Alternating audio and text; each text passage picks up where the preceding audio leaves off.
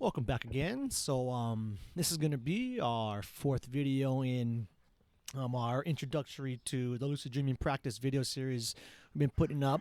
The topic for today is going to be the top 3 essential practices pretty much anybody brand new should be doing when they're starting out with lucid dreaming. And really, you should keep up these practices in some sense throughout your entire life or lucid dreaming career, I should say. But anyway, they're going to be dream journaling, doing reality checks, and then having a meditation practice. So first up, dream journaling. This is good for a ton of reasons. I mean, if you were to Google, teach me how to lucid dream journaling is one of the first things that come up, guarantee. And I'll point out a few of the reasons why I like it. One of the reasons are increases your dream recall. You know, if you're not remembering at least a dream or two a night, that is a huge hole in your practice. So getting into the habit of waking up, recalling your dreams, and recording them, can go a long way. Also, in the whole recording part of it goes, this way you can reference them a week, month, or years later, to kind of read them, dig out more knowledge out of them. I find a lot of use out of that as well as the years go by. Also, it's great to learn the sense and feel of your dreams. This one is kind of put a pin in that. The next video series I put out, I'll reference that again. So, I'll recall it again in the next video, I should say. Then we have dream signs. So what dream signs are is basically things that you routinely, commonly dream about. And what you can start to do is start to tell yourself or work on next time you're seeing these things, recognizing that you're dreaming. So one would be like a childhood home. You know what I mean? So I dream of my childhood home very often. My parents also still live where I grew up at. So I try to kind of tell myself next time I'm there, check to see if I'm dreaming. And this works whether I'm in a dream or whether I go there in real life. So even if I go there in real life, I'll try to remember to remind myself, okay, check in with myself. Am I dreaming? Which leads to the next question. How do you check in with yourself to see if you're dreaming? Well, you do reality checks. And there's a lot of way to do these. The hands and nose pinch are just my 2 favorite. They're also 2 of the more popular ones anyway. So I'll kind of discuss what those are. So first of all, the hands. You can actually use anything. So even like Inception, spinning the top, that kind of counts as this. Just anything that you know well in your regular waking reality.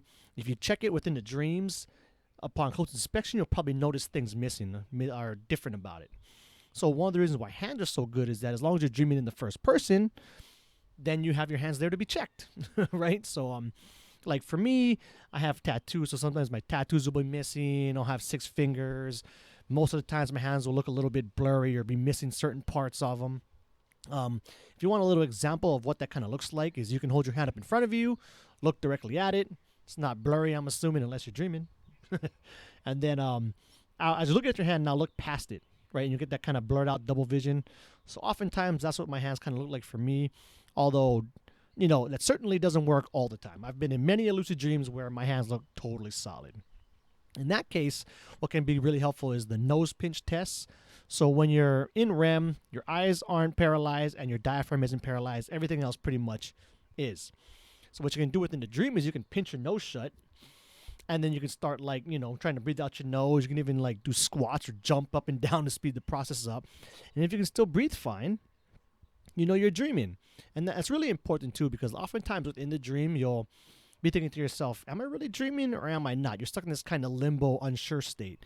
And that's the perfect spot for these reality checks. Like say, for me, I like to jump off of really high things. Like if I'm on a mountain, I'm jumping off of that thing. If I'm in a building, I'm jumping out of that all the time. I just like that falling sensation for whatever reason. Anyway, before I do that, I better be very damn sure positive I'm dreaming, right? So that's another good reason why you'd want to go ahead, do your reality check, become sure of it, and then go ahead and do whatever it is you're planning. And then also you should try to do this 20 to 50 times a day. And I know that can seem like a whole lot. And that is a lot. You don't got to be doing it that often, every day for the rest of your life. But definitely in the beginning, you want to build a habit of doing these reality checks as much as you can. So how do you hit that number? First of all, do it whenever it crosses your mind. Do it whenever you see something weird or one of your dream signs. And third, what I like to do is I have a random alarm generator on my phone with a unique ring to it. So every time that goes off, it's just a nice way for me to kind of check in with myself, look at my hand, do my reality check, and then carry on with whatever it is I'm doing. Okay, which leads me to our last one, which is meditation. So for this one, this is more of a long-term fix where, you know, doing dream journaling and doing your reality checks could help you get lucid like tonight or this month. Meditation is kind of, you probably got to put a good, you know, year or more worth of work into this thing before it really starts to pay off in any real way. But, you know, we sleep our whole life, so we got a lot of time to practice. So why not start meditating? And when it comes to meditation, pretty much any of your standard mindfulness type stuff will work. And it kind of works because of this. So when you're practicing mindfulness, one of the things you're going for is you want to be lost in these stories. You're telling yourself a little bit less often, right? And so when you get used to doing that, when you get used to building that habit throughout the day, eventually you'll do that at night when you're sleeping, and then, you know, you'll be checking with yourself mindfully while you're dreaming. You realize, oh wait, I'm talking to a trash can. There's a flying horse outside. I must be dreaming, and then you can kind of spontaneously become lucid like that. Also, in addition to that, though, some other meditation approaches I find useful for lucid dreaming would be like open eye meditations, because very often when you're lucid dreaming is basically like an open eye meditation in its own right.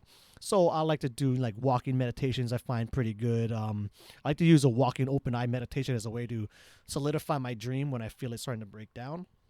Then also just having your eyes open with a general soft open gaze, doing standard mindfulness.